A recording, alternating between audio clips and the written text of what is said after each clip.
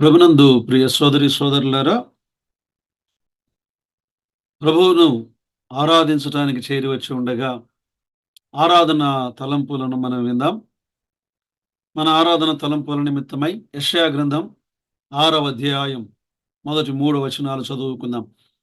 రాజైన ఉజ్జియా మృతి నొందిన సంవత్సరమున అత్యున్నతమైన సింహాసనమునందు ప్రభువు ఆసీనుడై ఉండగా నేను చూచితిని. ఆయన చొక్కాయి అంచులు దేవాలయమును నిండుకొనెను. ఆయనకు పైగా శరాపులు మహాదూతలు నిలిచియుండిరి. ఒక్కొక్కరికి 6 రెక్కలుండెను. ప్రతివాడు 2 రెక్కలతో తన ముఖమును, రెంటితో తన కాళ్ళను కప్పుకొనుచు, రెంటితో ఎగురుచు వారు, సైన్యములకధిపతిగా యెహోవా పరిశుద్ధుడు, పరిశుద్ధుడు, పరిశుద్ధుడు, సర్వలోకము ఆయన మహిమతో నిండి ఉన్నది అని గొప్ప స్వరముతో గాన ప్రతిగానములు చేయుచుండిరి. అలాగే యెషయా గ్రంథం 6వ అధ్యాయం 13వ వచనం. దానిలో 10వ భాగము మాత్రము విడువబడినను అదియును నాశనమగును. సింధూర మస్తకి వృక్షములు నరకబడి తరువాత అది మిగిలియుండు ముద్దు వలె నుండును. అట్టి ముద్దు నుండి పరిశుద్ధమైన చిగురు పుట్టును. ప్రభునందు ప్రియ సోదరి సోదరులారా, ప్రభువును మనం ఆరాధన చేయడానికి, ప్రభు అయిన యేసుక్రీస్తును జ్ఞాపకం చేసుకోవడానికి మనం చేరి వచ్చి ఉండగా, దైవ గ్రంథములో 66 గ్రంథాలలో ప్రభువును గూర్చిన సంగతులు ఉన్నాయి.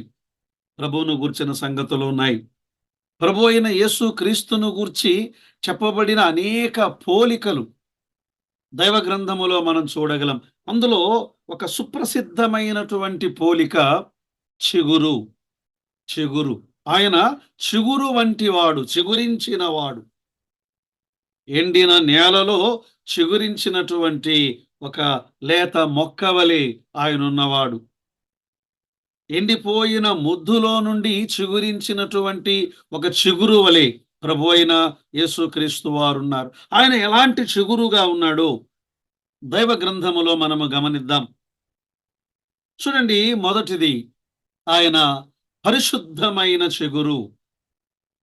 ప్రభు అయిన యేసుక్రీస్తు వారు, ఆయన దేవుడు పరలోకములో ఉండగా, ఈ భూలోకానికి రాకమునుపు నిత్యత్వములో నిత్యుడుగా ఉండగా, పరిశుద్ధుడు పరిశుద్ధుడు పరిశుద్ధుడు అని ఆరాధించబడినటువంటి దేవుడు ఆయన.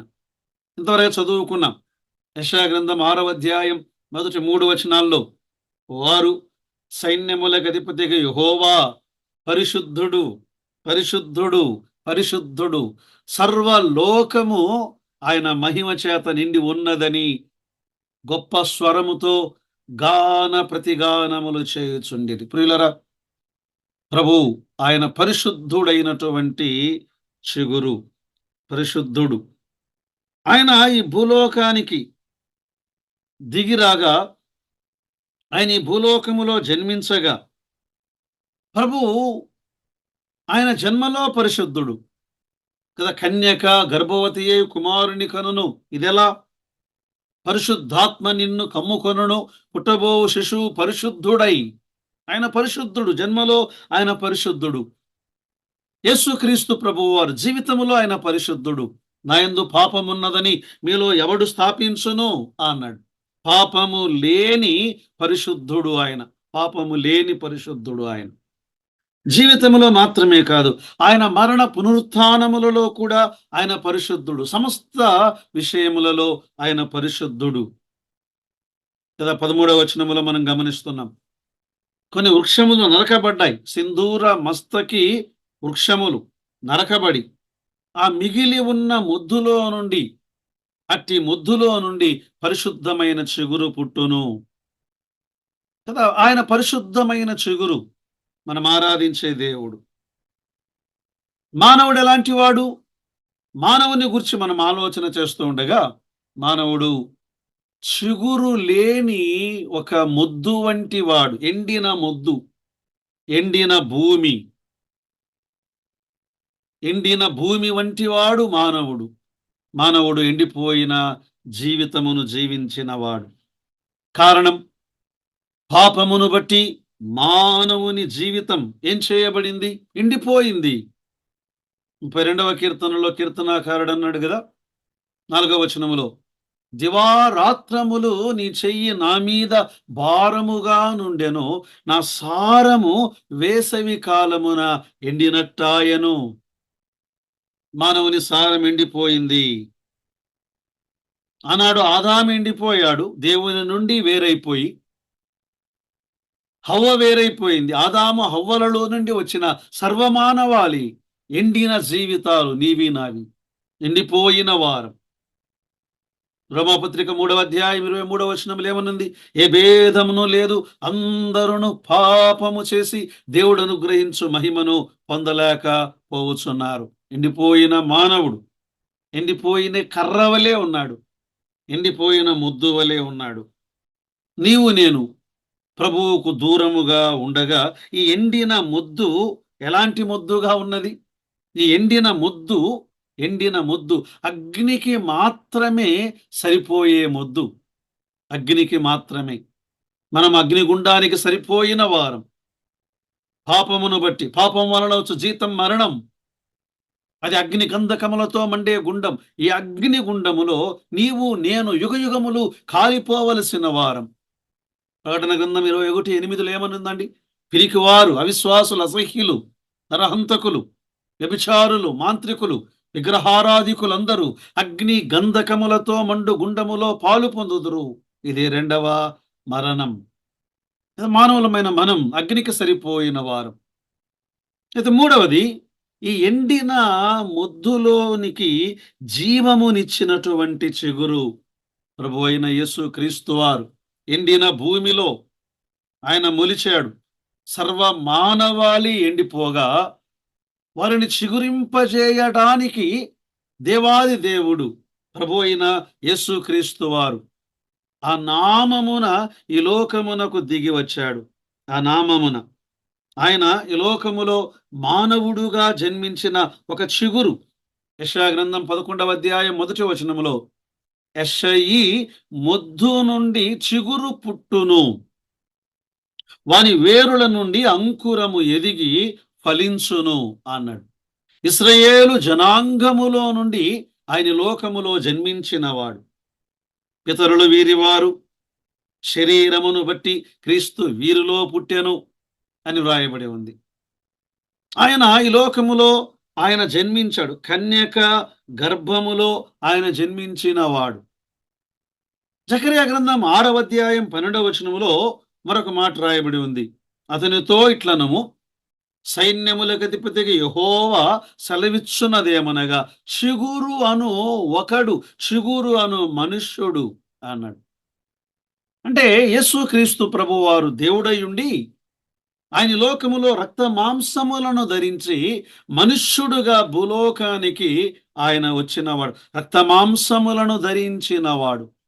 మానవ జన్మ, మానవుడయ్యాడు. జకర్యా గ్రంథం 3వ అధ్యాయం 8వ వచనములో, ప్రధాన యాజకుడైన యెహోషువ, నీ ఎదుట కూర్చుండు నీ సహకారులు సూచనలుగా ఉన్నారు. నీవును వారును నా మాట ఆలకింపవలను, ఎదనగా చిగురు అను నా సేవకుని నేను రప్పింపబోచున్నాను. ఆయన చిగురు అను మనుష్యుడు, చిగురను ఒకడు, చిగురను సేవకుడు.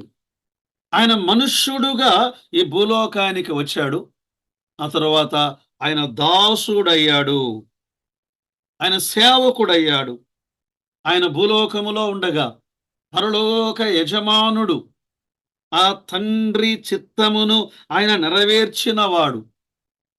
గ్రంథపు చుట్టలో నన్ను గూర్చి వ్రాయబడిన ప్రకారము, దేవా నీ సేవ చేయడానికి వచ్చినటువంటి సేవకుడను నేను అన్నాడు. ఆయన దాసుడయ్యాడు, ఆయన సేవకుడయ్యాడు. ఆయన మాత్రమే కాదు, ఆఖరిగా ఆయన మనందరి నిమిత్తమై, సర్వ మానవాళి నిమిత్తమై, సర్వమానవాళిని చిగురింపజేయుట కొరకై పచ్చి మ్రాను అయిన ఆయన భూలోకములో నుండి కొట్టివేయబడ్డాడు కదా. ఒక లేత మొక్క వలె ఆయన మొలచినవాడు. ఆయన ఎదిగినవాడు, కానీ మనందరి నిమిత్తము నరికివేయబడ్డాడు. ఆయన మరణించాడు.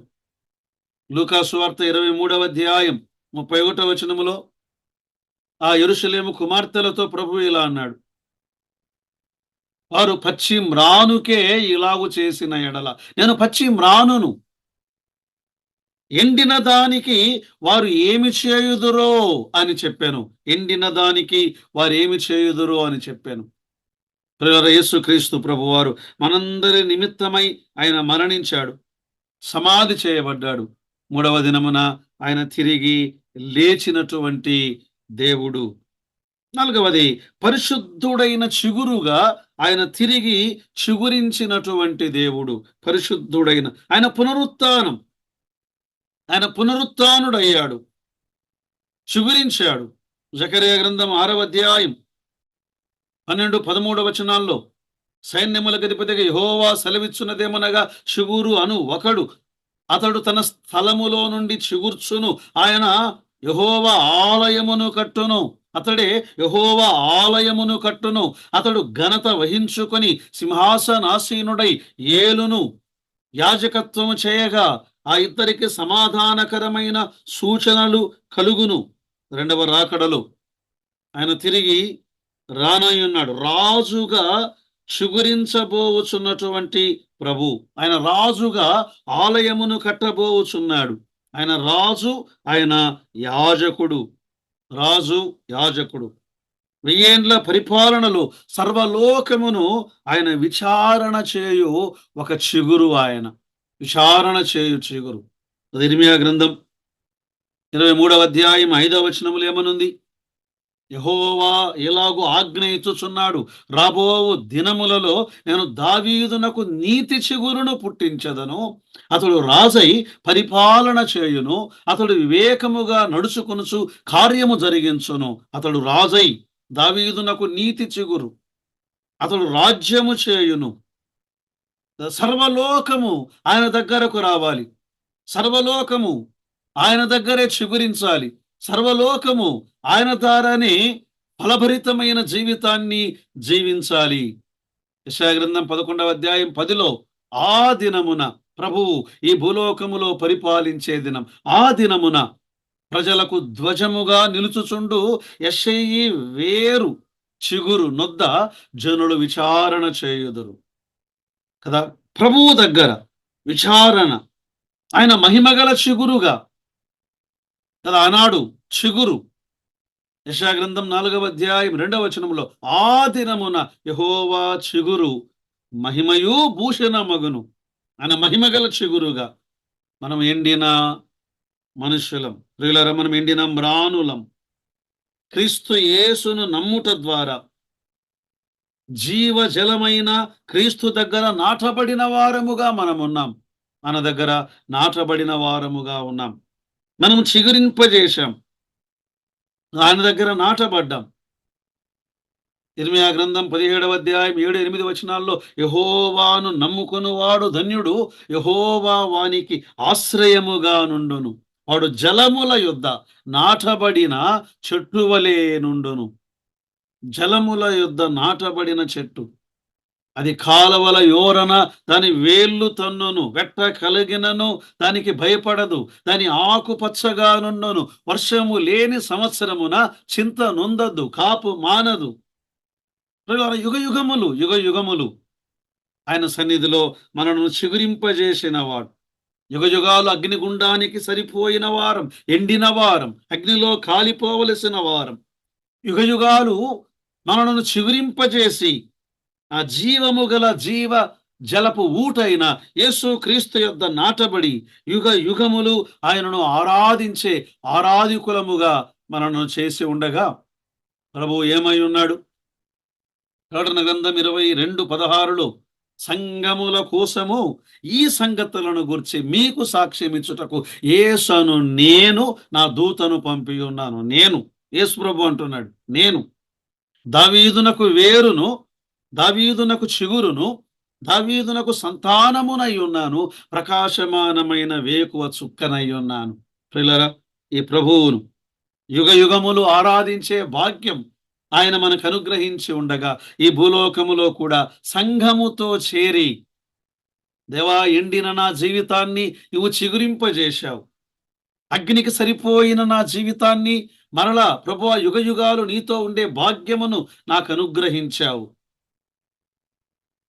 అని ఆ ప్రభువును ఆరాధించటానికి పరిశుద్ధాత్మ దేవుడు మనకు కృపను సహాయమును ఆయన దయచేయునుగాక. ఆమేన్.